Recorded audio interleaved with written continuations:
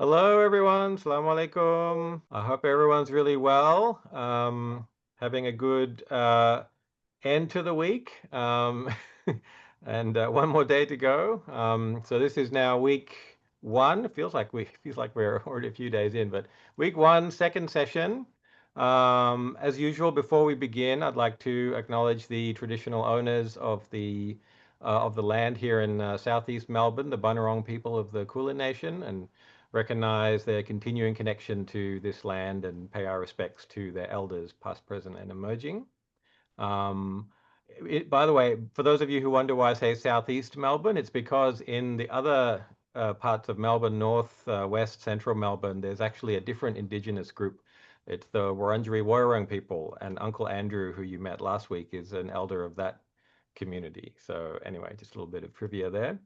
Before we begin as well, a reminder of the housekeeping notes. As usual, encourage you to change your profile name so we can see everyone's actual name, and if possible, to have your camera on, and also your location, if that's possible. And as usual, we do record the session, but it's for our internal review only, and we won't share it publicly, particularly the discussion. And so we just remind everyone not to share, not to record any audio, so we can all speak freely.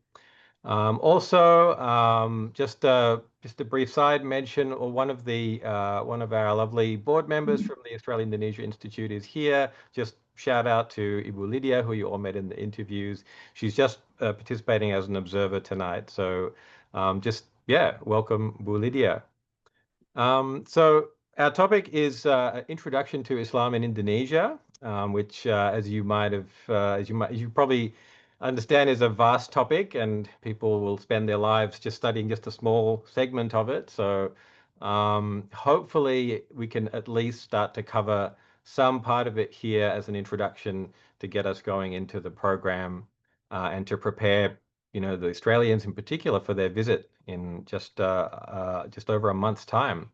So we are very fortunate to have two very knowledgeable speakers here with us today. We have from Canberra, Associate Professor Eva Fahrun Nisa, and from Jogja, from Yogyakarta, Pak Hadha Min Fadli Robbi from Universitas Islam Indonesia. And they'll both be guiding us through this topic, the history and the current context, and they'll also be the questions. So please have your questions ready in the chat as usual, and hopefully we can get to as many of those as we can. So I will first introduce our speaker. Our first speaker is Pak Hadha Min Fadli Robbi. Pak Hadha is Assistant Professor in the Department of International Relations at the Islamic University of Indonesia, Universitas Islam Indonesia in Yogyakarta.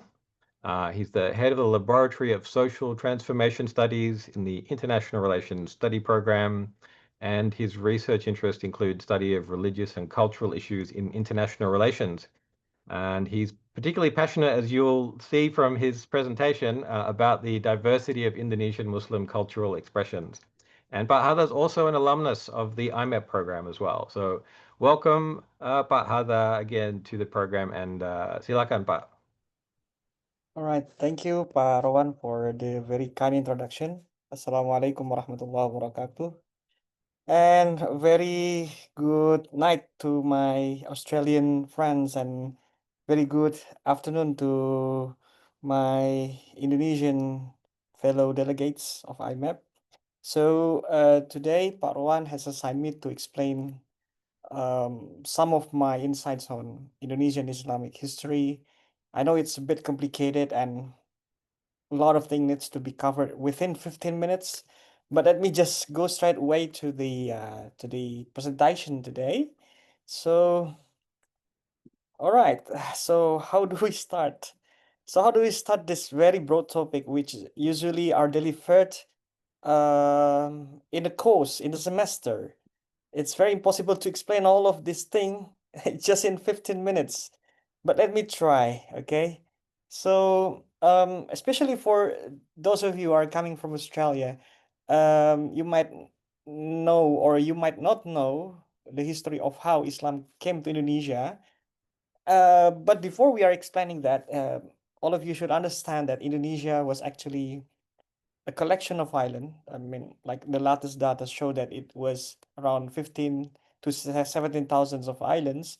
And in the first century CE, toward the second century of CE, there were small kingdoms that were being established by Hindu local people, and they were converting to Hinduism or Buddhism because Hindu merchants and some of representative of Hindu princes were coming to our archipelago that is known by the name of Nusantara to preach about Hinduism.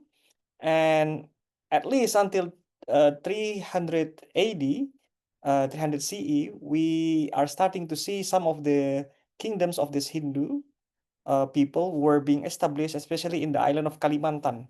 That is one of the reasons why Joko Widodo, our previous president, was trying to move back the capital to the origin, that is to the Nusantara, yeah, because part of the history of Indonesia is about everything. The political of his history of Indonesia was starting from the island of Kalimantan, yeah, and it's very important to know that Indonesia was and is still connected very much to the global history.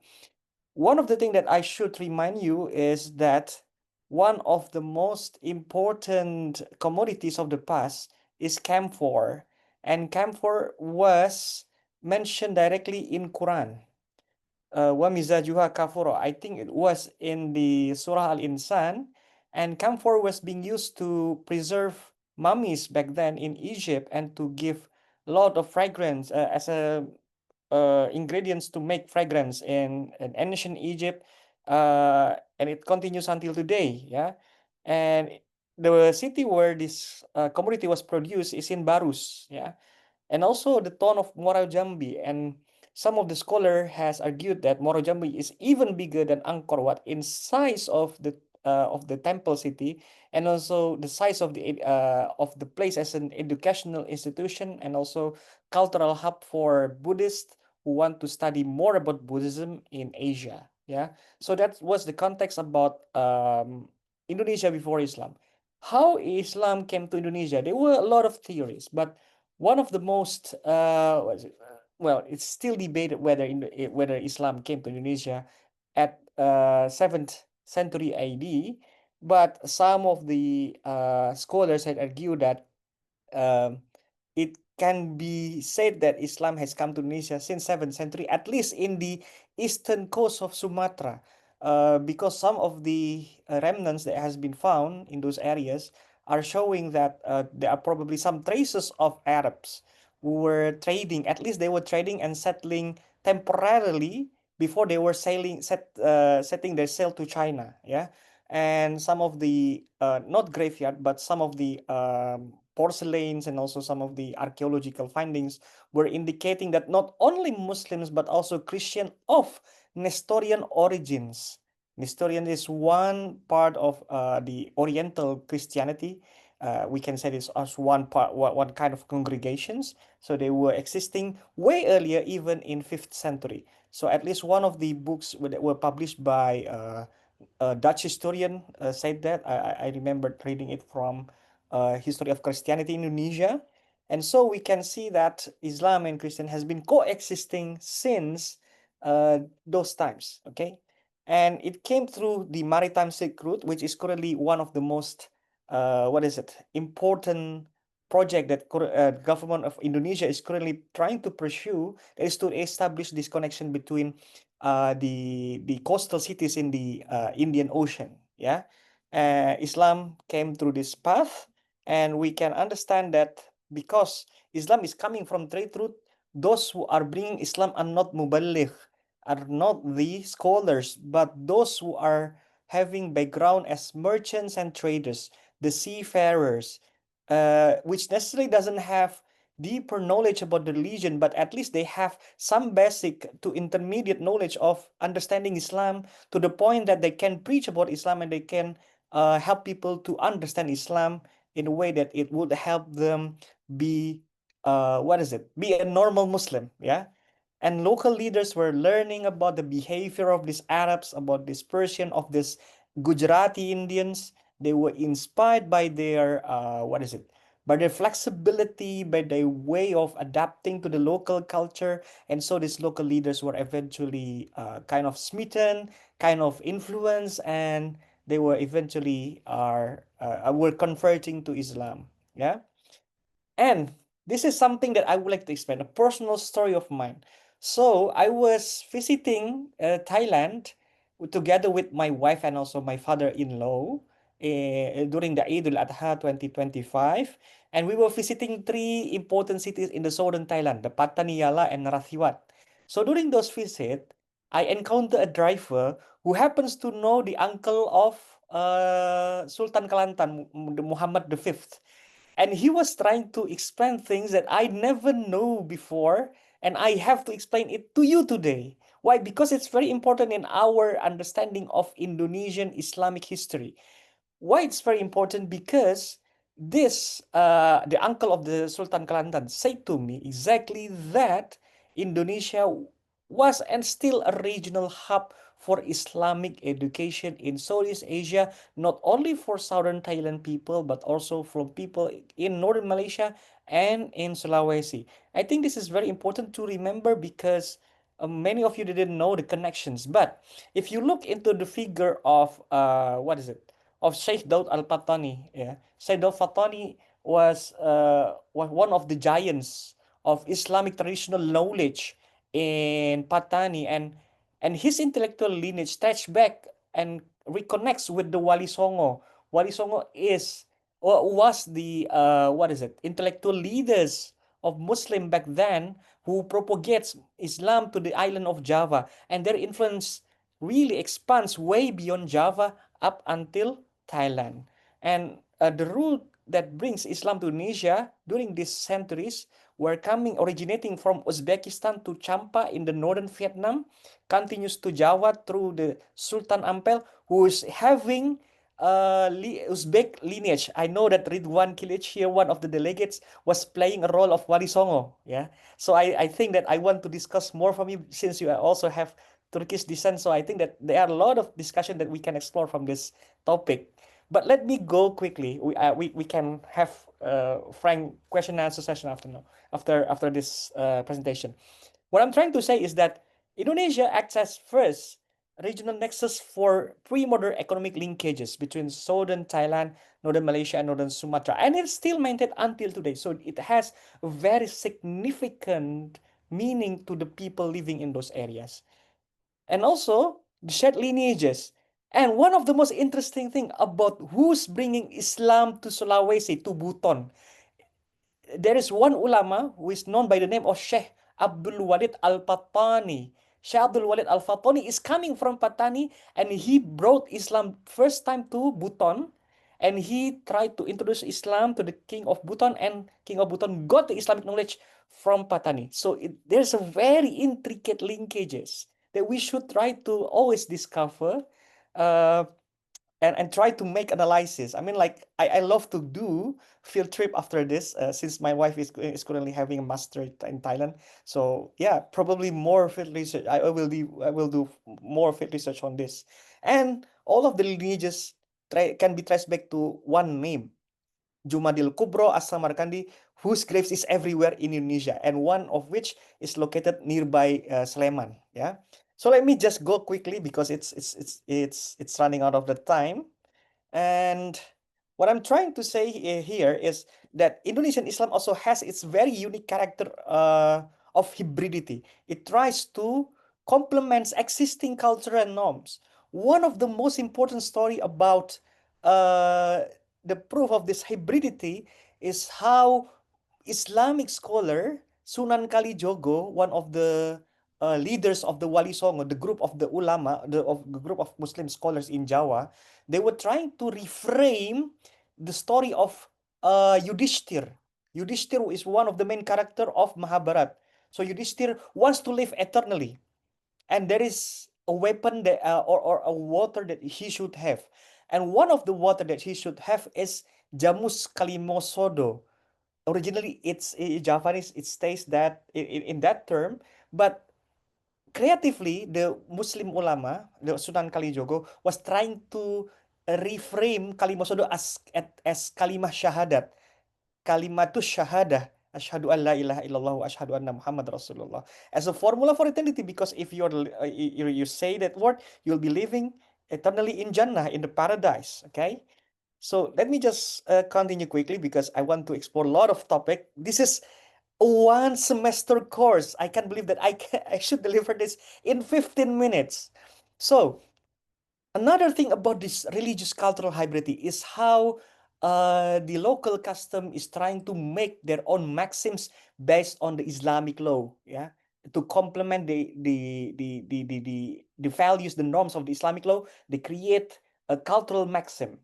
One of the which is called as adat bak po tumorohom, hukum bah syah kuala, kanun bak putropang rusam bak selaksamana. You can see the translation there, and we can always explain that.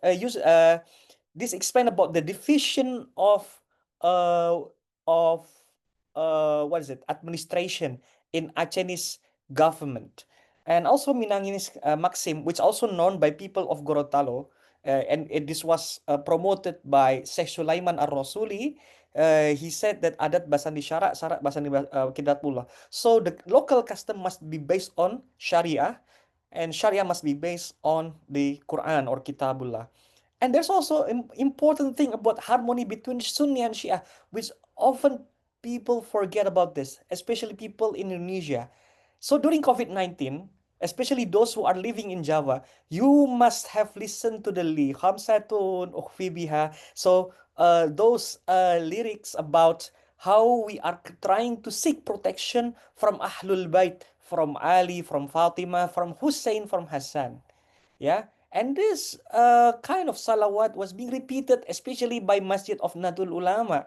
Yeah, and this has a very strong Shia narrative because we are seeking the madad, we are seeking assistance from through these five members of the Holy Family to us protection from Allah. Yeah, and also one of the most important thing is about the month of Surah, which has passed, I mean, like some weeks ago. And during Surah, the month of Muharram, Javanese people are not marrying because it is regarded as a month of sorrow, and you have to start the month of sorrow by doing the hijrah, the small hijrah that is called as smubeng beteng.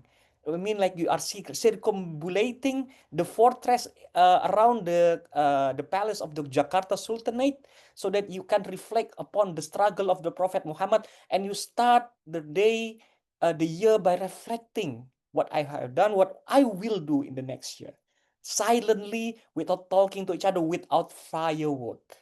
Yeah, and it's continued by the Mon Safar. We know a tradition called as Saparan, which is to repeal away all of the possible bad lucks. Yeah, so we can discuss about this after this.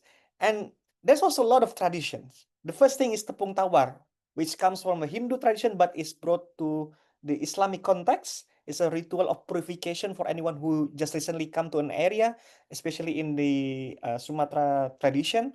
There's also Pawai Hadra tradition adopted by people in Papua to celebrate Idul Fitri. Yeah, and also the Mabarasanji. I think that Mas Darul and also Sami can explain more about Mabarasanji, because it's actually way of reading Barzanji, Salawatul Barzanji, to celebrate birth, to commemorate new things, to commemorate new houses. You are reading Barzanji as a way to supplicate Rasulullah Sallallahu Alaihi Wasallam.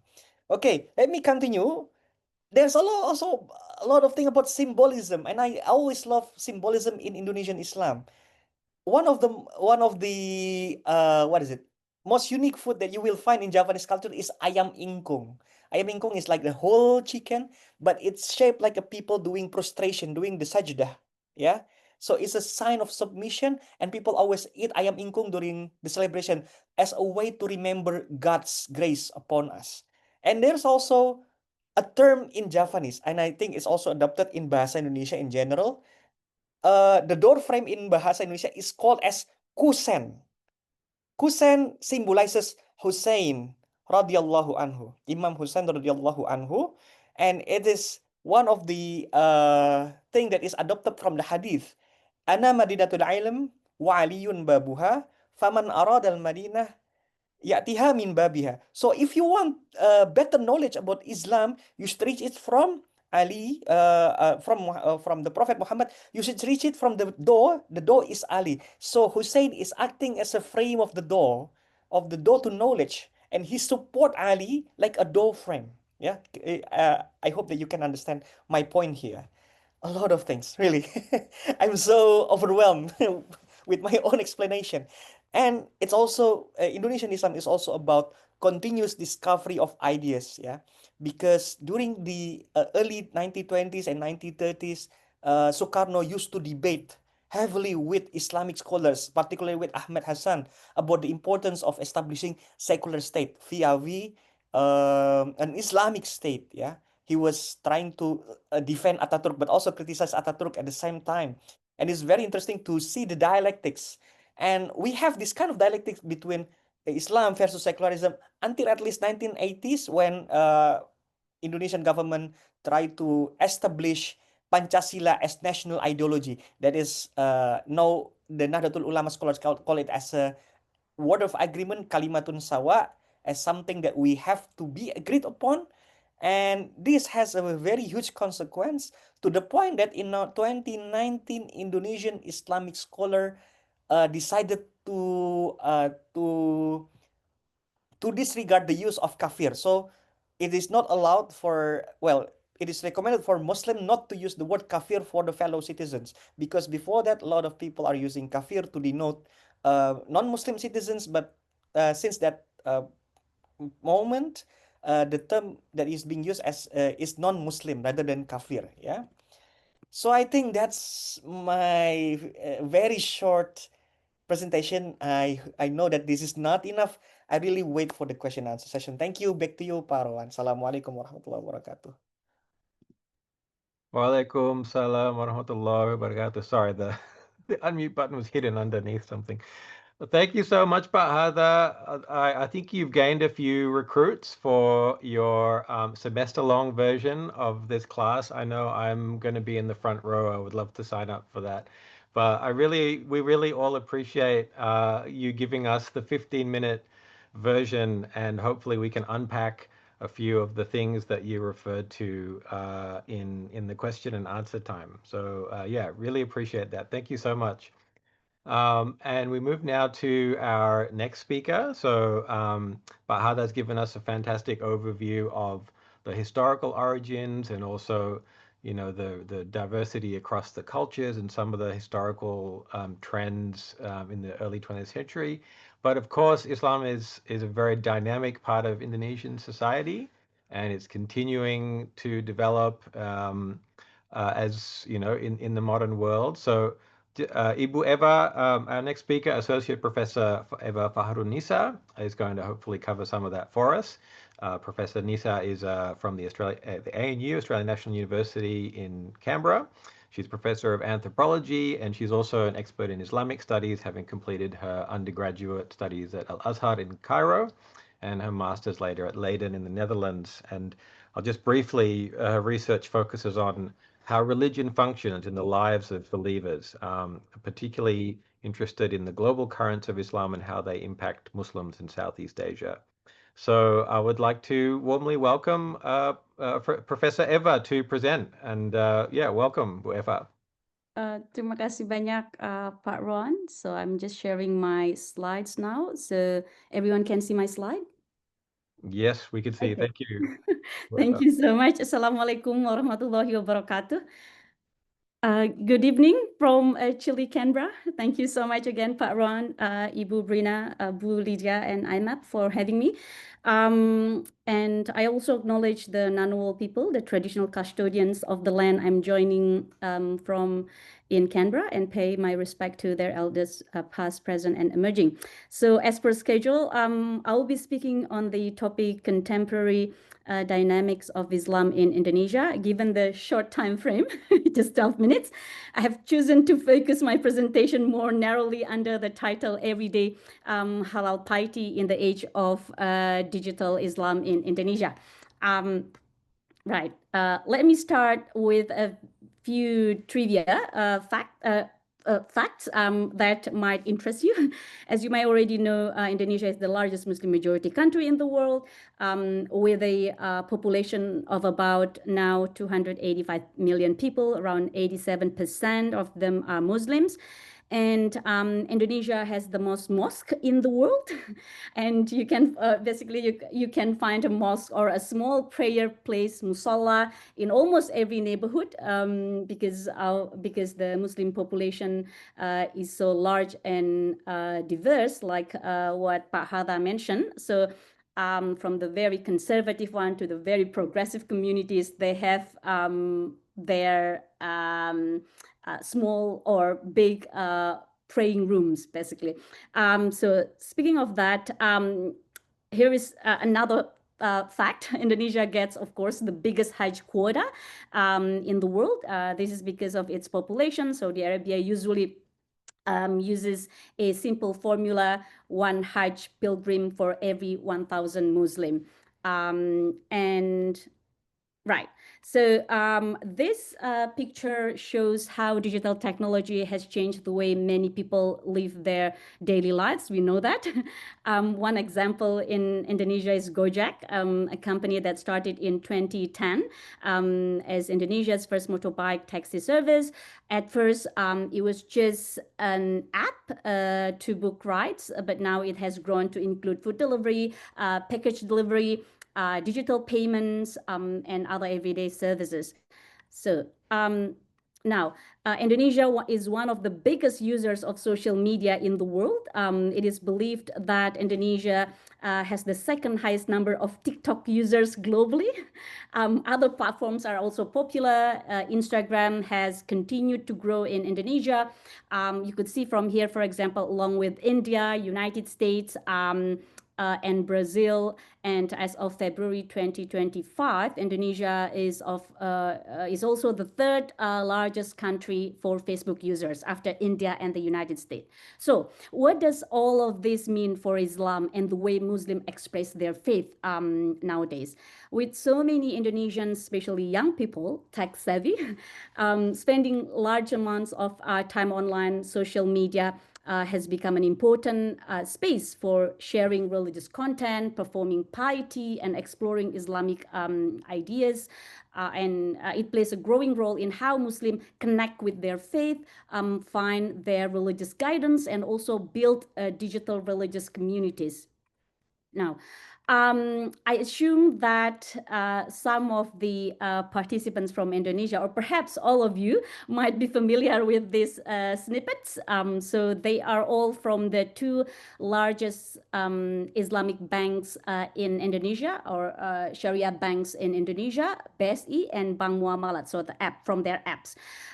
You could see this kind of images on people's phone if they are the clients of Islamic bank or Sharia banks. Why mobile phone matters in Indonesia's digital life?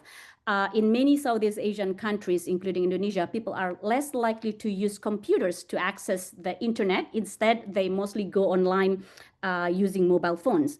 And what does this mean for Indonesia, for Islamic services then? Because people, especially younger generations, use phones for almost everything. So Islamic services like banking must also keep up. So they need to be mobile friendly, fast, and innovative to stay relevant. Also many people age 35 and above use the internet mainly to find information.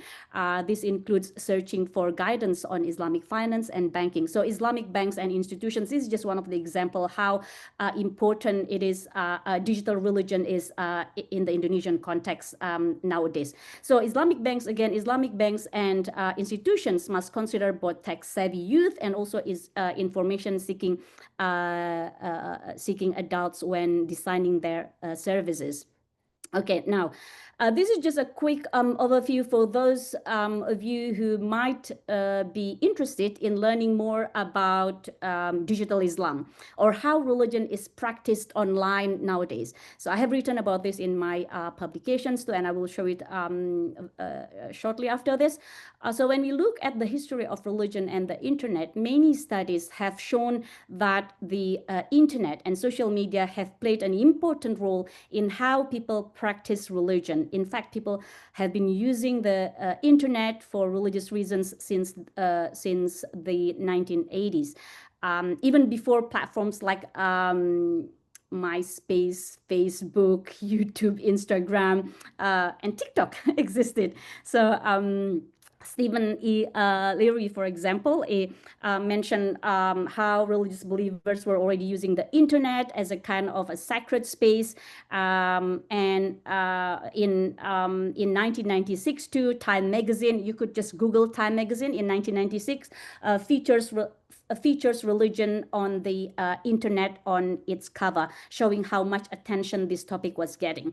And a sociologist named Chris Halland made an important distinction between the two types of religion on the internet, religion online and online religion. Religion online here refers to when religious people or when religious groups use the internet to share information about their beliefs and activities, but there is no real interaction happening online when we use the term religion online. And then Chris mentioned online religion refers to when people actually practice religion online, for example, through rituals or prayer sessions, like in this image here. A priest or Panditji might conduct a puja through Skype.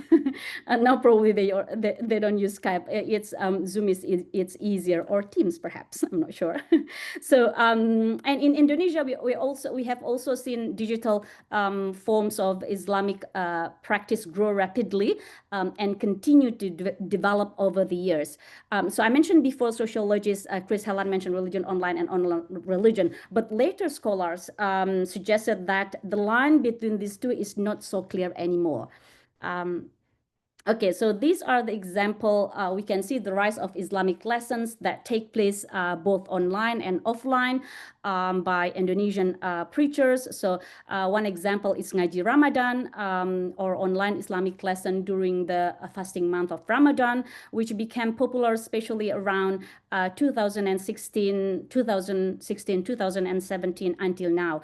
And one of the most well-known figures in this space within the NU community is Gus Ulil Absar Abdullah, and I know that some participants have NU background, so you might be familiar with Gus Ulil and Ngaji Ihya. And another example is from Kiai Said Agil Siroj, the former chairman of Nahdlatul Ulama, so the largest Muslim mass organization.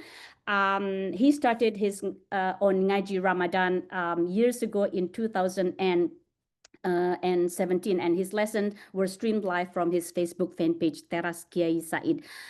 Conservative groups, I think I forgot, I think whether Pak Hada mentioned this one or not. So in Indonesia, basically, when we talk about Islam, there is this how do you say, Islam in Indonesia is known as moderate Islam, and usually when we talk about moderate Islam, the representative for that one is two largest Muslim mass organization. First one Nahdlatul Ulama, and then second one Muhammadiyah. But we have also other religious organizations or religious groups, including conservative groups. So the last image here from my field site, conservative groups have also become. It can be regarded that they are more skilled even at combining online and offline religious teaching. So for example, this is one of the religious communities in Jakarta. So they have this weekly religious lesson, and usually it's attended by thousands of people, including women. Okay, now, since my topic is about contemporary dynamics of Islam in Indonesia, I would like to just share a little bit from my research on digital religion. As you might have seen in my portfolio, my research explores different aspects of Muslim life. This include Muslim youth, gender, the halal industry, Islamic economy, and more recently, green Islam or eco-theology. And across all these topics, the role of digital religion has been central.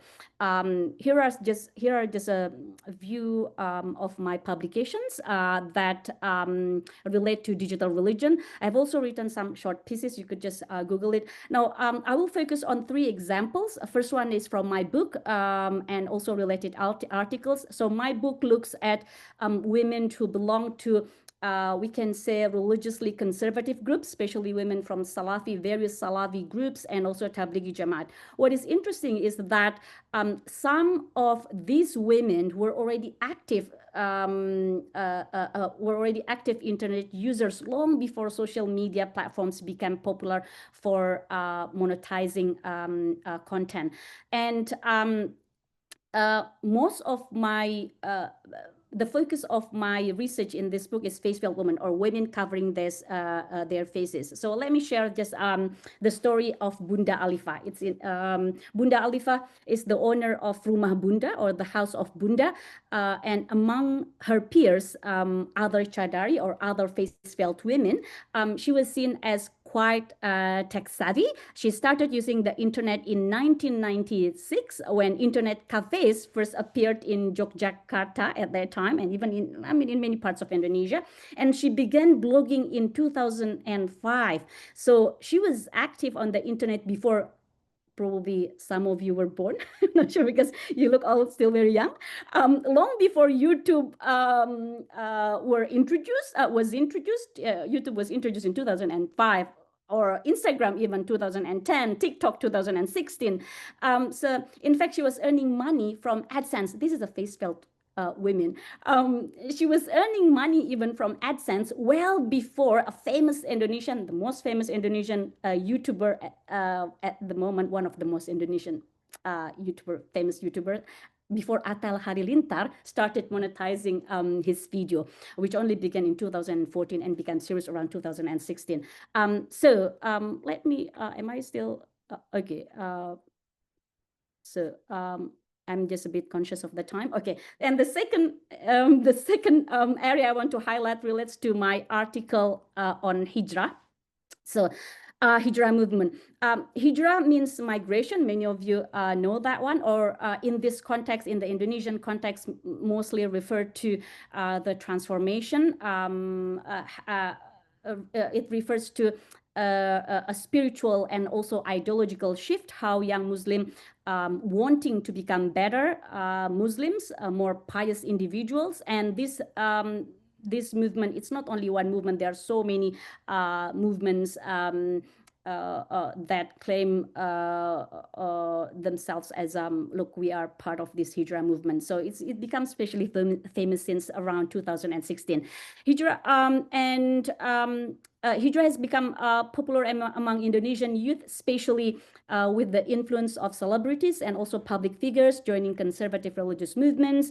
Some of these Hijrah movements also promote early marriage, while child marriage in Indonesia used to be tied mostly to rural poverty. Today, we see a different trend. Many middle-class urban youth, especially those active in conservative Islamic movements, now they also support early marriage as a way to avoid zina or premarital sex in this context. And so they promote it heavily on their social media platforms. Their Instagram, for example, I just give you an example. This one, and Indonesian participants, you might be aware of this one. One well-known example is Muhammad Alvin Faiz, the son of the celebrity preacher, the late Arifin Ilham, who married at 17 with a court permission, and his case was widely shared online and used as a model for early marriage by conservative influencers. But then he later divorced in 2021 and remarried in the same year. And there are many platforms in Indonesia, matchmaking, what is called halal matchmaking platforms, trying to emphasize the importance of ta'aruf rather than dating. So a ta'aruf is a concept of getting to know each other before marriage without dating. So there are so many examples of that one at the moment. And the last example I want to share is also part of my publication. It's about Instagram and how young Muslims in Indonesia are using it for da'wah or Islamic outreach. So this reflects a bigger shift, what some scholars call the democratization of Islamic knowledge. The internet has made religious texts and teachings more accessible, allowing a new generation to interpret and share Islamic messages themselves. So, okay, now, I don't want to conclude. This is just too reflective and questions, I think, for you all for Q&A. I want you to share your how do you use social media or other digital platform to express or explore your identity as Muslim.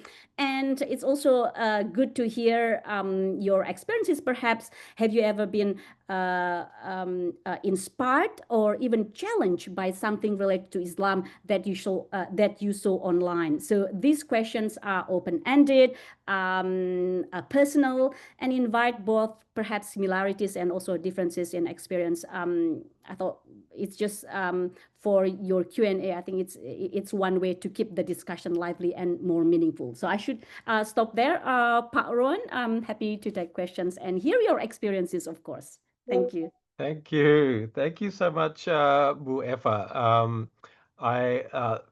Thank you for the challenge to our delegates. I think it'd be wonderful if people, as you ask your question, maybe reflect on that and maybe share a little bit about the way that you're, I suppose, interacting with the online space.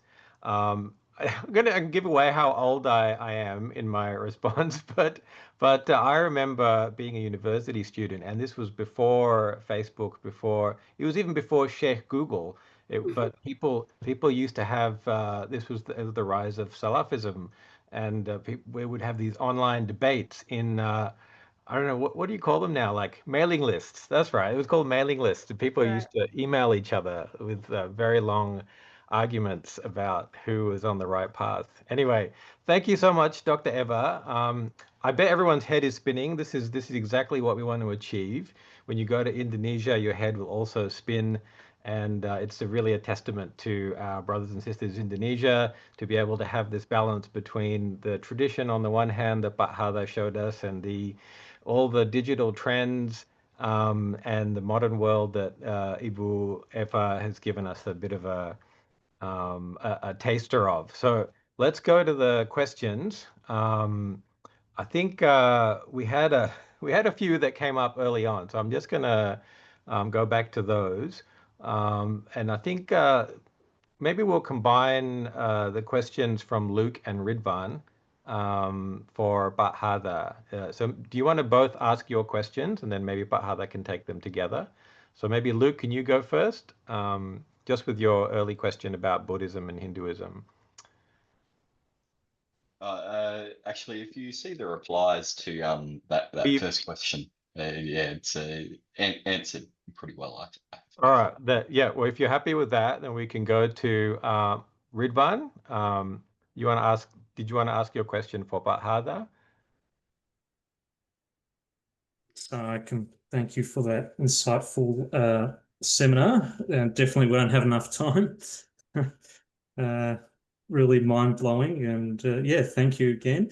Yeah, my question, how influential were the Wali Songa in the spread of Islam in Java and the rest of Indonesia? Did their teachings shape today's Indonesian Islam, which is inclusive, tolerant, and preserves local Indonesian cultures and customs? Terima kasih. Right. Can I just answer it, Pak Rowan?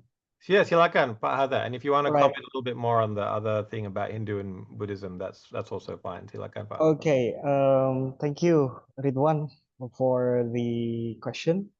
I think if we want to look into the role of Wali Songo, it has to be seen within the context of their da'wah. Yeah.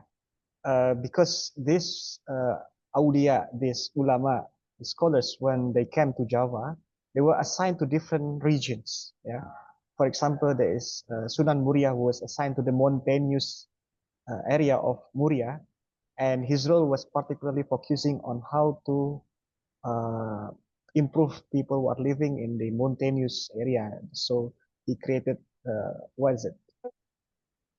Impacts that would be benefiting those who are living within the surrounding area. Sunan Ampel, for example, he's actually a Samarkand, so I can see that he could be called as a Turk because he's an Uzbek. His father is named his Sheikh Ibrahim As-Samarkandi. Samarkandi, and a lot of Uzbeki, I think, Uzbek Turks has a lot of experience in dealing with trades and merchants, and Surabaya at that time was also known as a city of trade and and business. And so Sunan Ampel knows the culture of the people of Surabaya, or people who are living in the region of Ampel Delta. So he trying to adjust his da'wah, his way of doing the Islamic education by trying to capture the needs of the people who are living as businessmen, as the traders in those areas, and particularly with the local local kings and also local leaders living in the East Java coastal areas. And to figure like Sunan Kalijogo, because Sunan Kalijogo works with agricultural area. He works mostly with farmers. So he loves to gather farmers in the meeting. So if we want to see the impact of this of the ulama, we need to see their story, the context of their da'wah, so that we can understand that whatever this Wali Songo did within their society is the impact that we are still seeing today. Yeah. For example, if we want to see the impact of Sultan Kalijaga, for example, we should see it in Central Java. If we want to see the impact of Sunan Muria, we should see it in the eastern coast of Central Java. So their da'wah, their way of doing the Islamic propagation is very much contextualized to the region. And I think that a lot of people are borrowing a lot from the way that they are trying. So the way that they are trying to educate people is they are creating the madrasa, and they are recruiting students, and the students will be coming back to the village that they came from, and they will have another pondok, another madrasah. They will recruit another student, and thus their influence spread all around Indonesia. So let me just continue with question by Luke. I think Luke was also asking about whether there is a notion of unorthodox Islam, right? Is it correct, Luke? I think that you were asking the question about that. Yeah, Yes, that's that was the next one. Yeah, please Yeah, go yeah. ahead. Actually, I was going to ask, if you wanted to Yeah, ask. so there's one figure that was living during the era of Wali Songo. His name was Sheikh Siti Jenar, and he was considered as unorthodox because he brought the idea of al-halaj, that is an-al-haq, the teaching of making God as part of you. So you can claim that there is nothing but God. Essentially, everything comes back to God, and nothing is relevant except God. So he's trying to introduce that idea to Indonesia. Syed Jero was also actually friends of Wali Songo, but because of his very unorthodox ideas during that time, people at the time are also interested in tasawwuf, but they doesn't know the meaning of this unorthodox tasawwuf brought by Al-Halaj in Andalusia back then. So what happens is that Wali Songo decided to adjudicate this case and declare him as heretic and burn Sheikh Siti Jenar in fire, because that's the same thing that Al-Halaj did when he was in Andalusia, and so they decided to give the same punishment. So it is the case of unorthodox orthodoxy. So even in the context of moderation, there's also a limit towards that. How the Wali Songo initiated this limitation between the orthodox and unorthodoxy within the Islamic tradition in Indonesia, and this is impacted how Indonesia would view some of the unorthodox issues like Shia, like Ahmadiyah, even though it was not as as clear as today, But this case of Syed teaches us something about how the Wali Songo tried to delineate the differences.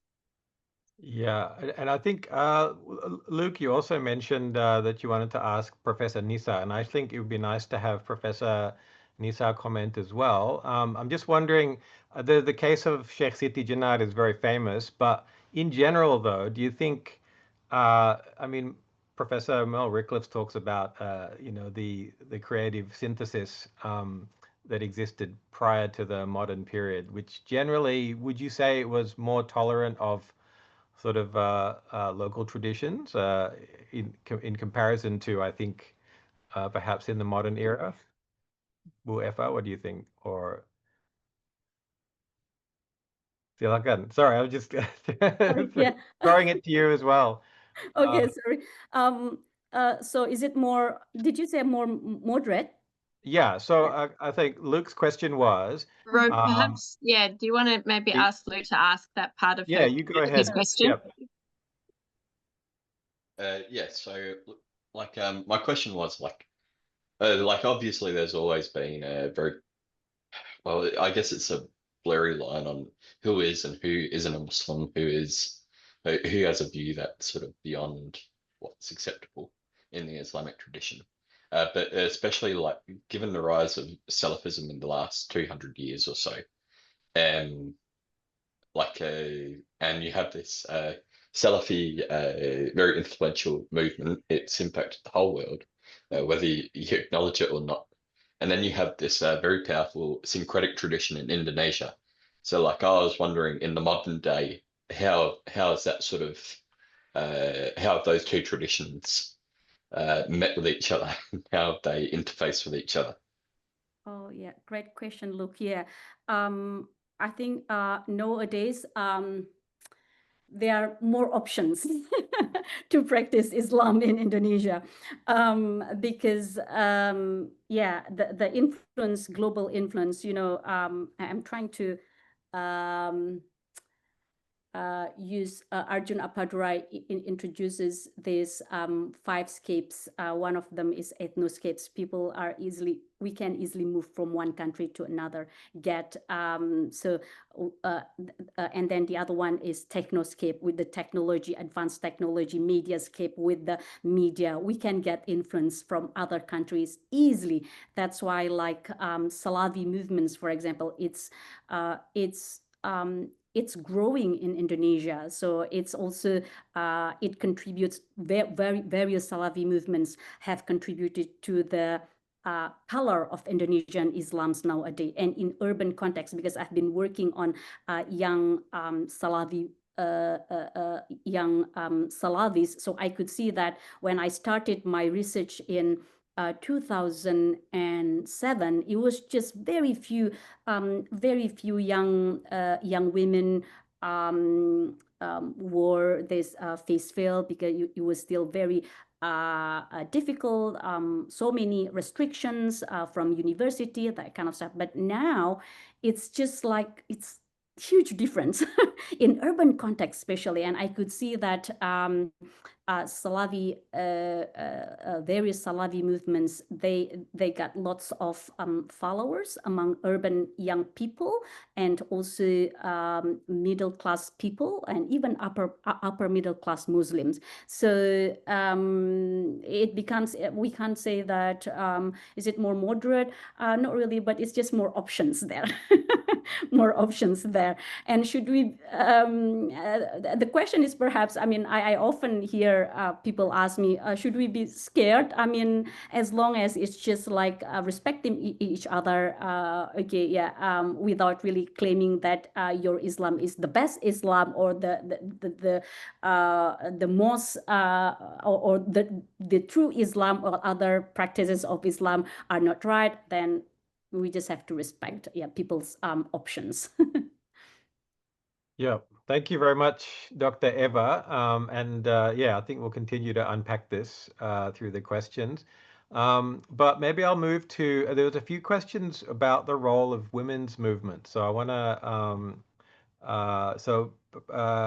Mbak Ajeng, would you mind asking your question? I think for Mbak Eva again, I think it's a great one. So please Okay. Thank you, Prof. Eva, for your insightful presentation. I am curious about the women Muslim movement in Indonesia, since maybe you can explain more about Muslim women movement through media, because as we know, there are some groups expand their idea through media, like Muslim hijabi, and also there is cadar garis lucu.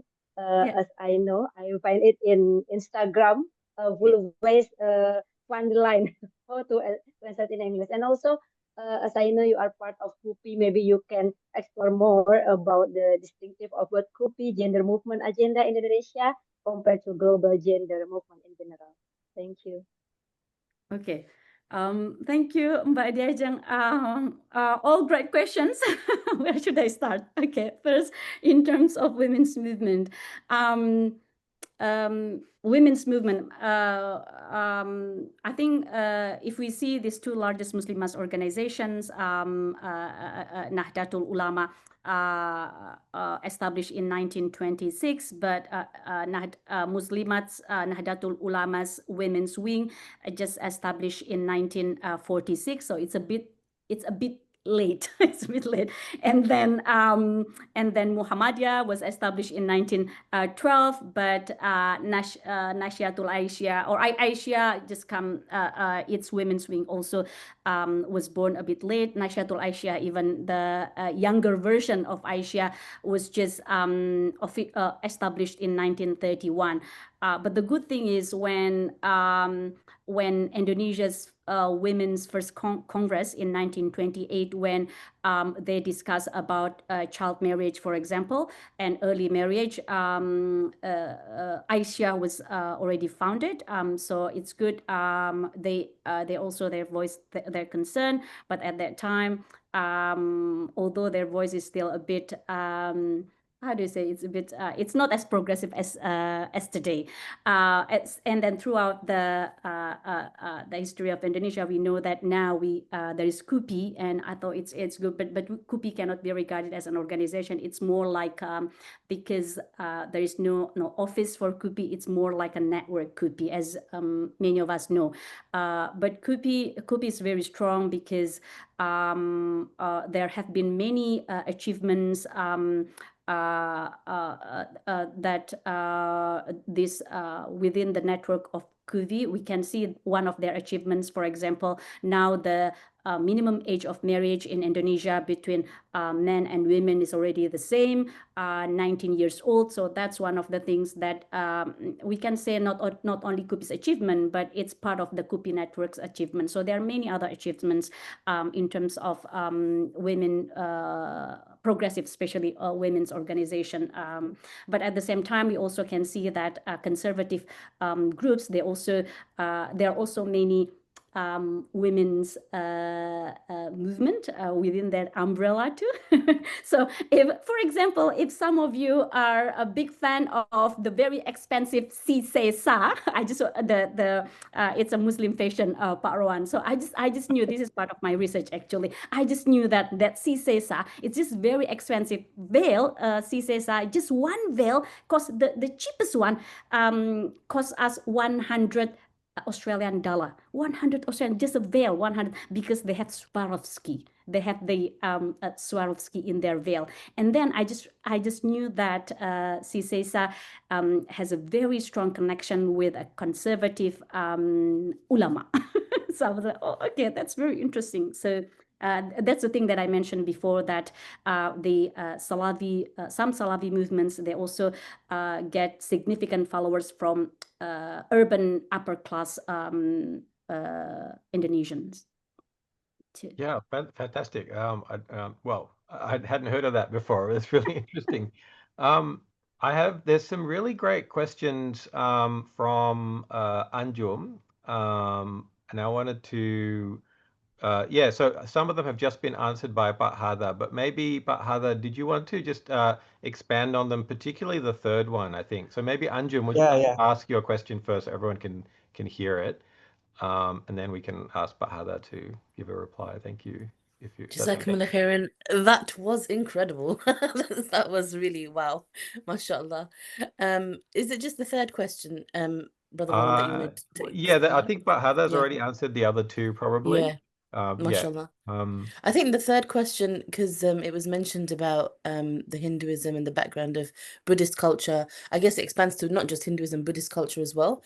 I've seen in Yeah. other Asian cultures, especially, for example, like the Bangladeshi one, which is quite different to Pakistani, for example, where they still embody aspects of Hinduism in their culture, and then that goes into their practice of Islam. So, for an example would be that they touch the feet of the parents, which is a very Hindu cultural way of showing respect, which people would say Muslims don't do that because it leads to like shirk or something like that. Is there anything in the Indonesian culture or religious practice that is still keeping Hindu traditions, and also is it based on like where it is in Indonesia, or is it just generally Indonesian culture overall? I'd just be interested in that. Jazakumullah khairan. Okay, thank you, Sister Anjum, for asking a very relevant question. So one of the existing Hindu tradition that is still practiced by a lot of Muslims in Indonesia, well, not a lot of, but some of Muslims in Indonesia, is that some of the Javanese Muslim, but it's not only limited to Javanese, but also some Sumatran, some Kalimantan might do this, that is to have a weapon, a traditional weapon that is called as pusaka or keris. That is called in some area it's called as keris. So it's a small dagger that you kept as a family heirloom, and usually this family heirloom has been passed through generations. And the thing is that whenever the month of Muharram came, you are obliged to clean the this family heirloom, the dagger, with using the using lime, and also using flour from 7 different kinds of flour, dip in the water, and then you are reciting salawat and also reciting a lot of prayers. This is some a Hindu custom, actually. Hindu custom that is adopted from years back of Hindu era as a way to respect the heritage of your past ancestors. Yeah. So that's one of the things that I want to show you is the respect towards these holy items. Yeah. Daggers, or if you have any family heirloom, you should keep it with respect, because according to some, the dagger has something in it. It might be jinn, it might be supernatural thing, which if you don't take care about this thing that is residing inside of the dagger, then something bad would be happen to your family. I know that it sounds so illogical, so mystical, but that happens in Indonesia. So I think that if J.K. Rowling wants to write another Harry Potter novel, she should go to Indonesia. That's my take. One of the examples of so many things that we can cover about the uniqueness of Indonesian Islamic tradition. Thanks, Pak Hada, and she could probably learn from Indonesian horror movie traditions. I wanted to. I'm going to be a bit cheeky here before I go to the next question. I feel as though there's perhaps a question I want to ask Bu Eva or or Pak Hada, just to unpack a little bit, because there was a really important point made earlier about sort of the syncretic traditions, and then we think of Salafi groups as people who are not comfortable with bid'ah. But I want to ask Bu Eva and Pak Hada to just unpack a little bit more, because Muhammadiyah,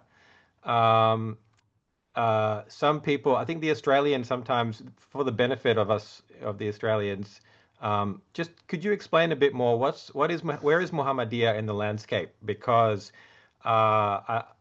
some people, if you're not familiar, you might sort of think that they're a Salafi group because they're not so comfortable with syncretic views, or correct me if I'm wrong. So please, can you explain to us where does Muhammadiyah fit? Because I think in Australia we don't have something quite like this. So silakan, maybe Bu Eva. Perhaps Pak Haza first. Yeah. So the Silakan, thing, Pak Haza. mohon izin Bu Eva. So Oh, here's the thing. Because Bu Eva is way senior than me, more senior than me. So here's the thing. I've discovered some of the most earlier documentation of Muhammadiyah's theological understanding. And do you know what? It's very interesting to learn that they actually adopt some of the theological principles of Ahlus Sunnah wal Jama'ah, which is taken from taking terms like wajibul wujud. It is something that is very Ash'ari, yeah. And if you call Muhammadiyah as Wahhabi, it's not correct, because the founders of Muhammadiyah, when they teach Muhammadiyah theology in Asri field that is located in central part of Yogyakarta, just 1.5 kilometer from my house, they teach exactly the Ash'ari theology, which is emphasizing of the importance of wajibul wujud and mumkinul wujud, yeah. This very complicated Islamic theology. I saw the original document in my university library, which shows that Muhammadiyah actually follows those lines of of theological understanding, which is not the same with the three theological principle of the Wahhabism, which defined that there is a uluhiyah, rububiyah, and what is it? I forget, totally forget the teachings. And also about the fiqh part, I think that Kiai Haji Mas Mansur, one of the most prominent Kiai of Muhammadiyah, used to have a very close interaction with fuqaha, with the Islamic law experts from Nahdlatul Ulama. He is even a relative of Kiai Haji Hasan Gipo, yeah, who is also one of the first head of the Nahdlatul Ulama. So I think that understanding fiqh from Muhammadiyah perspective during the early years might not be so different, but it started to change during 1950s to 1970s, where there are a lot of Muhammadiyah cadres who are studying in Saudi Arabia, in Gulf countries. I'm not saying that this is because of petrodollars, because of the genuine exploration that they were currently they were trying to do, and they were trying to implement a method that is called estarjih, to preferring an understanding of madhab or a fiqh opinion, because they see it as fit to the Indonesian context. That's why we always have a fight over moon sightings. That's my take. Maybe Bu Eva can continue. Okay. Yeah. I mean, perhaps for the participants from Australia, so Muhammadiyah and Salafi, of course, they are not the same, but they share certain similarities. So, particularly in terms of religious orientation and also reformist agenda, they both emphasize on returning to the Quran and Sunnah, and both try to promote how to purify Islam from cultural innovation or bid'ah and syncretic practices, as Pak Ruan mentioned. So this is the thing that makes Muhammadiyah earlier, not now anymore. I think now it's a bit, we can see who are the Muhammadiyah, who are the NU, the line is still, it's very blurry now. But based on my research, what is quite interesting is that some of the, let's say, new converts, those who initially non-Salafi and become Salafi, many of them, they have Muhammadiyah backgrounds. So it's actually, it's easier for them, for those who have this Muhammadiyah background, to then yeah, they see the appeal of Salafi easily, as they feel like that's closer to what they've been taught before. So this is the thing, and especially Muhammadiyah, because Muhammadiyah also, there are so many factions, especially Muhammadiyah who don't the follower or the Muhammadiyah, people with Muhammadiyah background who don't support the Pancasila, for example, as the Azas Tunggal. So that's easier for them to follow, to see that, oh, okay, there is Muhammadiyah. Muhammadiyah promised to purify Islam. Oh, but then comes Salafi. Oh, this is even more. So if we want to purify Islam, then it's better to follow Salafi. So I could see that one. Some young people of Muhammadiyah backgrounds, they join Salafi easily, rather than those who have this Nahdlatul Ulama backgrounds. Thank you so much, Bu Eva, and yeah, you both explained it really well. So I hope that was helpful for the Australians. And Pak Hada's just given a a reference for I think that's Nakamura, is that right? The crescent over the banyan tree. Anyway, it's a really interesting explanation of the rise of Muhammadiyah in early 20th century Java. So anyway, I think we've got time for a few more questions. So maybe Pak Fatur, would you like to ask your question? Because it's related to what we've been talking about young people. So silakan Mas Fatur, silakan. Ya, terima kasih Pak Rowan. Ya, my question for Prof. Eva Paranisa.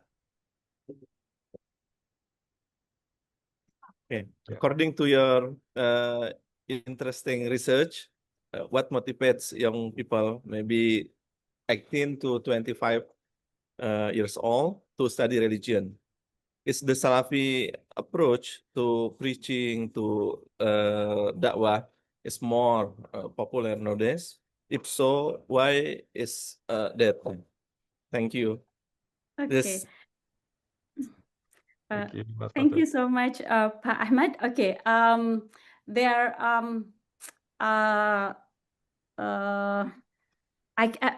for let me because the explanation can be very long. I'll try to make it short. Okay. First, many of the followers of Salafis, they don't have strong religious, a strong Islamic studies background. So as we know that many of them comes from, they don't come from a pesantren, no. They don't come from UIN, no, or Islamic State University. Mostly we can say that they are a new convert, or they are Muslims, but they want to become a better Muslim later in their life. They don't have this Islamic studies education, strong Islamic studies education. They are from just secular state school or private schools, as we know that one too.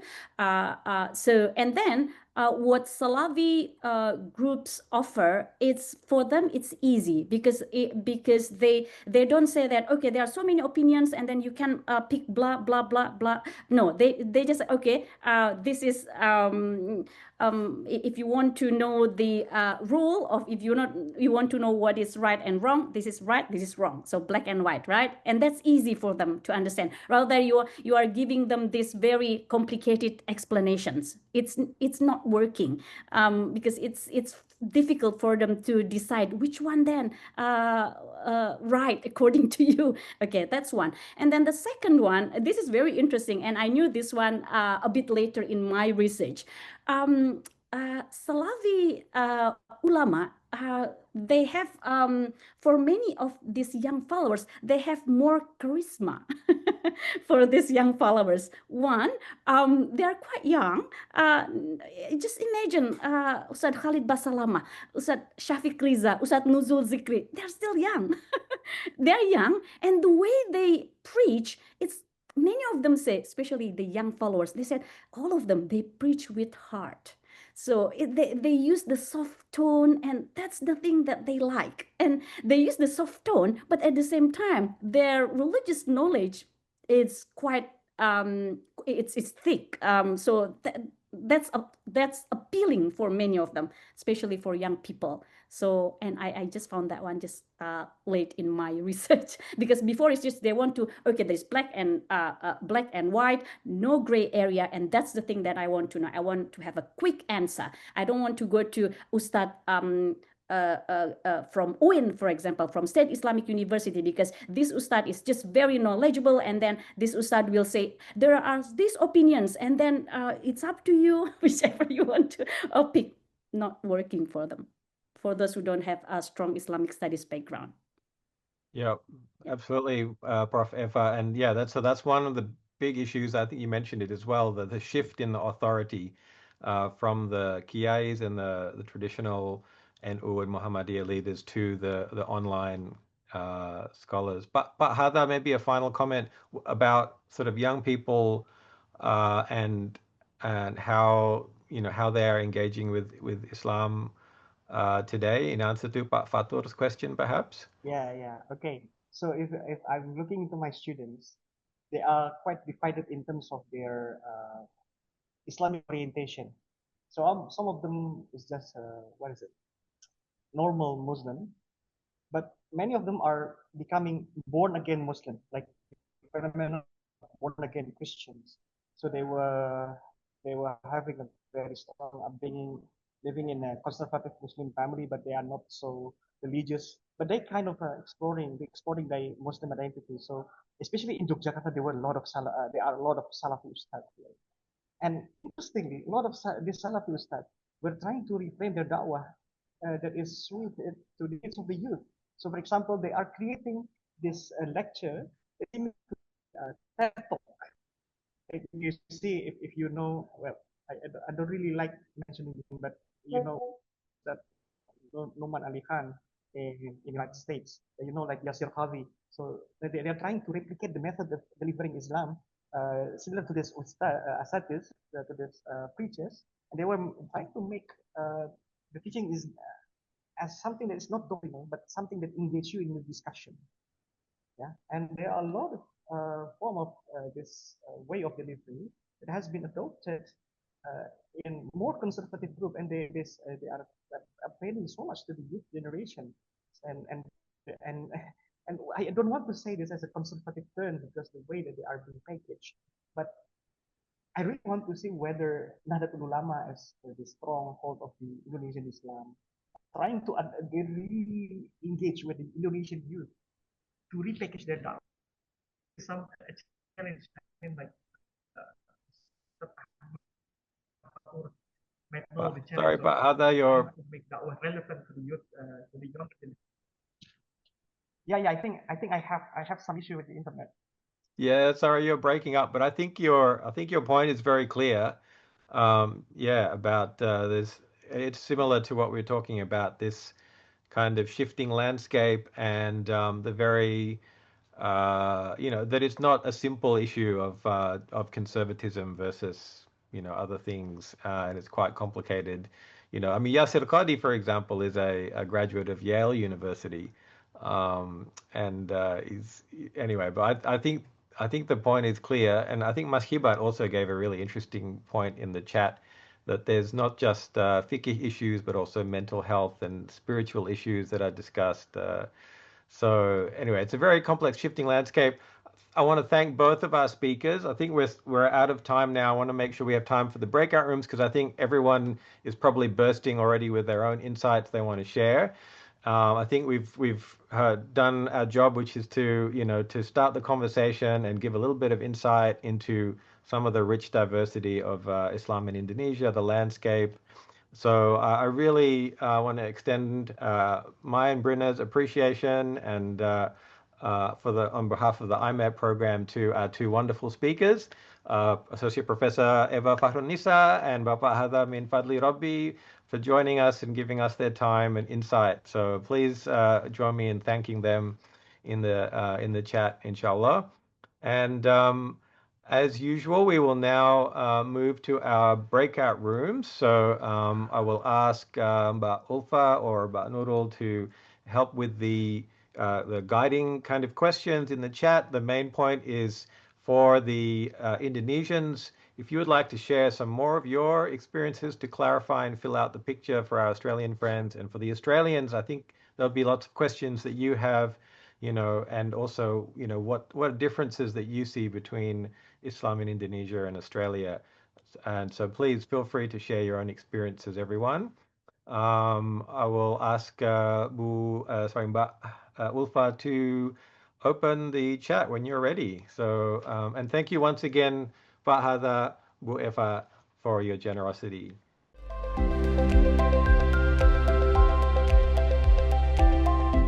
Hello, Assalamualaikum, everyone. Welcome back.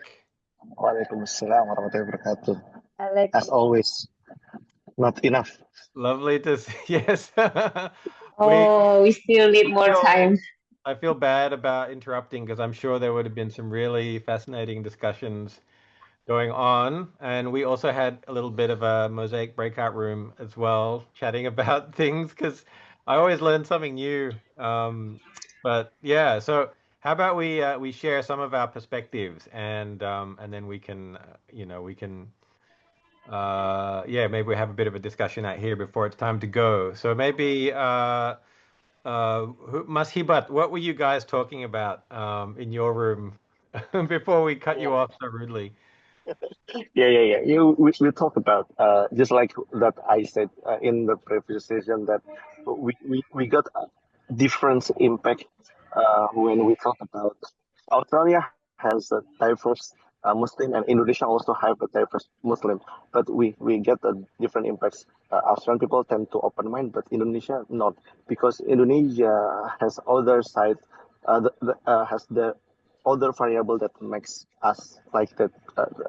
It's called the majority issue complex. That's why we tend to debate each other. We tend to maybe some of organization feel that we are the right one, you are not, and etc. That's why it's give us the different impact to Indonesian Muslim side. And then Luke told us that he met Indonesian people in Australia. One is NU, one is his Bustari, but they are get along nicely. And then I explained that that's why when we are Muslim Indonesian people in our own country, we have a majority issue, yes, majority issue complex that we are much more there. But when we are go abroad in the minority area of Muslim, we will start to think that, oh, being together is nice. I'm not the one that right. My friend is also right, but in a different way, etc. That's why maybe Indonesian people need to think that even though we are a majority, even though we are the most Muslim in the world, etc., we need to feel that being minority, what it's feel to being minority, that can make us, that makes us to awake that being together is nice. Maybe something like that. Right. Thank you. That's very interesting. I think yeah, I think that it's always a question that I like to ask later on. We like to ask later on is sort of the differences of opinion among Australian Muslims and also among Indonesian Muslims. They both very much exist, but sometimes it takes a little while before you can really see them and understand, okay, there's actually lots of different views on this topic. And yeah, so thank you very much for sharing. And sorry, I picked on Masibat because he was already chatting, but does anyone else from room one want to fill out, to share a little bit more or about that discussion? If you want to add anything, feel free. If not, we can, yeah, we can ask if there's another room. Maybe I think I'm getting impressions of the Communist Party. Is that? Oh, I think that's that a reference to the Labour Party, maybe by Edin. Maybe room two. Was there anything that you guys discussed you feel comfortable to share with us? Any surprising things? Oh, okay. So sorry, I want to like do disclaimer first because the Syarikat Islam Ridwan mean is different from what I mean. So probably Pak Okay. Mujib can explain. So sorry, Ridwan.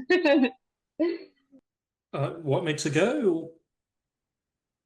Yeah, so we mentioned Muhammadiyah and Nasrul Ulama, but around this time Muhammadiyah was established, Syarikat Islam was established by Batik Muslim traders, originally in Java, but it was able to unify Muslims of all ethnicities within Indonesia at the time, and was quite instrumental in the long-term independence of Indonesia, and was the true first mass independence movement within Indonesia, which appealed to all the masses, not just the nobility in Indonesia. And just eventually that movement split into, communism, PKI, and Darul Islam, radical form of Islam. Once we were touching on that towards the end, but we didn't have enough time. We covered a lot of topics. It was, wish we had more time. But I've always been interested how they were able to unify, because the Dutch colonial government was quite strict at the time, especially majority of Indonesia wasn't educated, weren't even landowners. Only a certain elite, native elite, were able to be educated in Dutch boarding schools. I always found that fascinating, how out of nothing they were able to establish that movement, only for batik traders at the beginning, then became mainstream. Yeah, always found that incredible. Yeah, thank you. I mean, thank you for raising yet another element of the history, the rich history of Indonesian Islam. So that's the organization Sarekat Islam, which I think was 1911.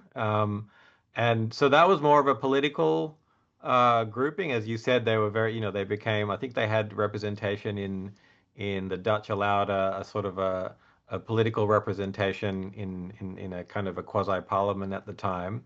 Whereas Muhammadiyah has never really seen itself as a political group. I think it's fair. Maybe there's Muhammadiyah people here who can correct me, but Muhammadiyah it's always seen itself as a social and educational, I think, institution. And we'll meet for our Australian friends. Hopefully we'll meet some of their institutions in Indonesia.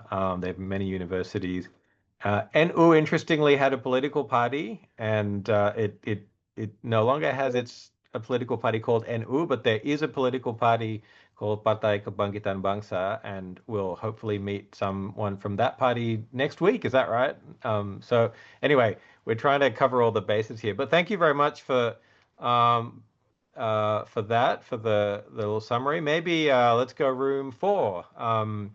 Mas Fatur, Ala, Nisa, Darul, was there anything you'd like to share about your discussion?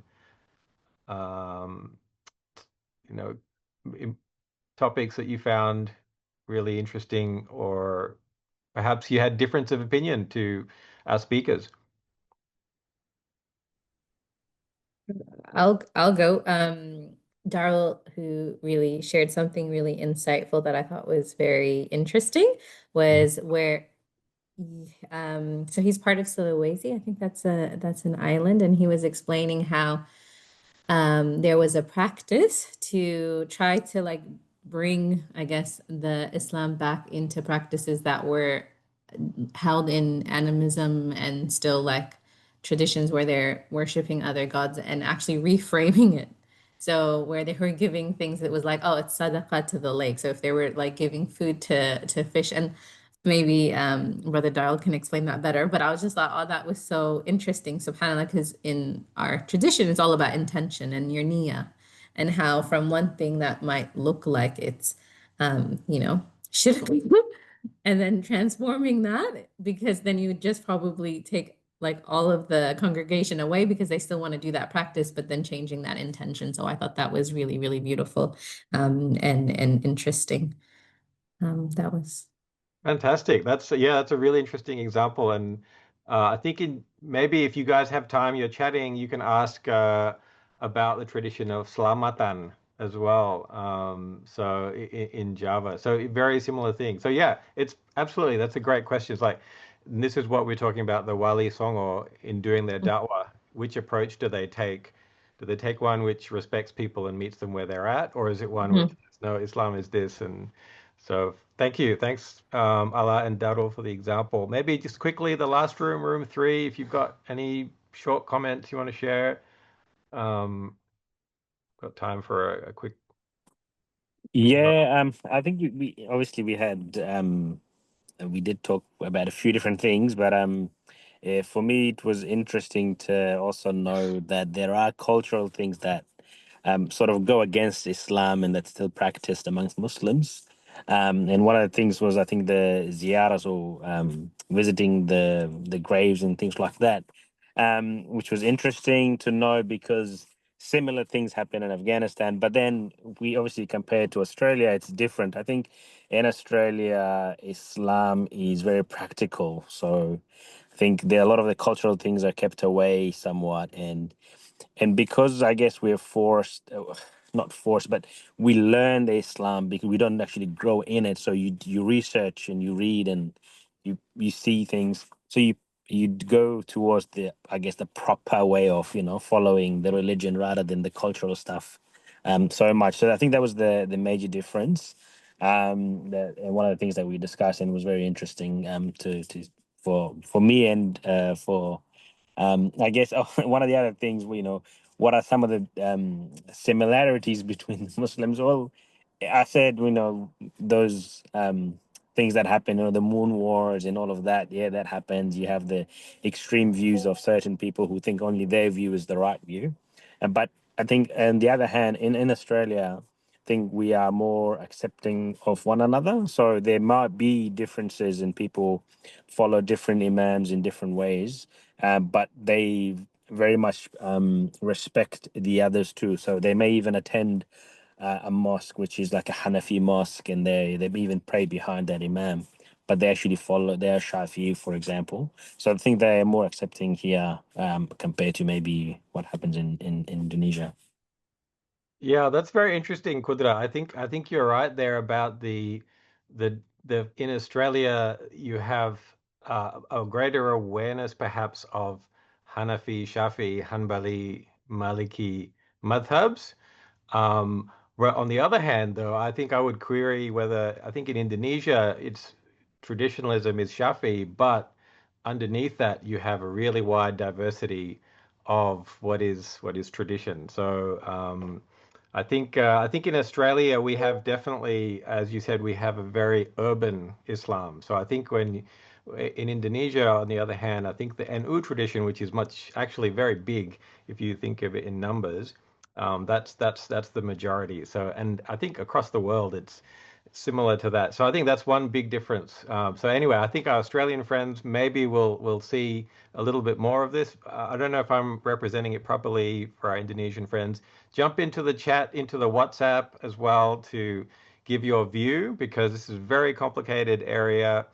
And I'm really glad that we're able to start unpacking it now, because once we get to Indonesia, there'll be a lot of questions, and yeah, so it's I very just good wanted to to start. jump in really super quickly if I can, Ro, because as Rowan said, we kind of had our own little mosaic breakout room while you guys were in your breakout rooms, because our amazing team in Indonesia are very involved in many different spaces. And yeah, Kak Nurul in particular gave us really interesting insight into very, like happening right now, social media trends and the kind of creative Hijra communities working together, and increasingly so with people who do have like an Islamic boarding school background, and the kind of fusing of the different groups that exist. So if you want to know anything more about that, I'm going to volunteer Nurul as someone who would be great to chat more with. But yeah, I just wanted to add that. Yeah. And Nora's an alumni as well, actually. So from a few years ago. So she's one of our online alumni community, or in person as well, alumni community. All right, we are nearly out of time. So what I will do is ask people to continue the chat in the WhatsApp group. I'm sure there's, a lot of questions about things, and hopefully we can, keep track of it all. But thank you very much for joining. I have been emailing some of you, sort of I'm doing it in stages about the delegate spotlight presentation. So that's starting next Saturday, the 16th. That's a real highlight, I think, for everyone, and it's where you guys get to tell your story, because I think we're all starting to be curious about, what, tell us more. So that is, so if you haven't already replied to my email, please do that so I can send out the next batch of people so we can line up everybody's time slot. Look in your email. If you haven't if you haven't seen it yet, I'll be in touch in the next day or so. But if you haven't opened your email, please check. Next, this Saturday, we have the additional session that we're running. So it's the only one which is sort of, we say it's an optional session, but we'd really love to have as many of you there as possible. It's the social session, and this is a chance, basically, it's not going to be a speaker session. It's just a chance for people to come and, have a chat. And we've themed it around makan, the 3 M's, makan, which Indonesian word for makanan is food and makan is to eat. So, so food, Maulid, so we'll be in the month of Maulid soon, or the month of Rabiul Awal, and that's a lot of traditions that we can talk about and sharing. Many of them involving makan, and also music, of course, is another part of that tradition as well. So think of something you'd like to share on those topics, and we'll see you on Saturday for an informal chat. Sorry, I'm going to jump in Yeah, again. yeah. One really small point on Maulid is that, particularly in Australia, we sometimes have people who don't have a tradition of celebrating Maulid. That's also welcome. It's actually a really interesting point of discussion in many of our groups. People for whom it's a really important tradition, and for some other people, it's like, no, it's not part of my tradition. So just to say, that's also welcome. Yeah. That's right. Yeah, the Imam of ICV used to always preface his khutbah on the Maulid saying, "I'm not saying whether it's right or not. I'm just giving you a khutbah on Maulid," because he would get in trouble, of course. But anyway, it's an excuse for us to chat. So come along. Next Tuesday is our next formal session. So like this, it'll be two speakers, and it's on leadership and inclusion in a multicultural society, because we both live in multicultural societies, and we have two great speakers. One is Alisa Wahid, who is the founder of the Gus Durian Network, and she's one of the daughters of former President Kiai Haji Abdurrahman Wahid, and a very well-known NU leader. And also from Australia, Professor Mehmet Özalp, from many of you know him from ISRA and Charles Sturt University. So I think it'll be an interesting discussion, and we may also have one or two AII board members joining us that session. So they would like to join that session and the one with Kiai Haji Abdul Muti the week after, but the other sessions will be just us. So, but I'm just giving you advance notice that there may be a few board members. But see you on Saturday, and if you can't come on Saturday, then hopefully we'll see you on Tuesday next week, inshallah. So have a great evening, and enjoy your weekend, everyone, and see you soon.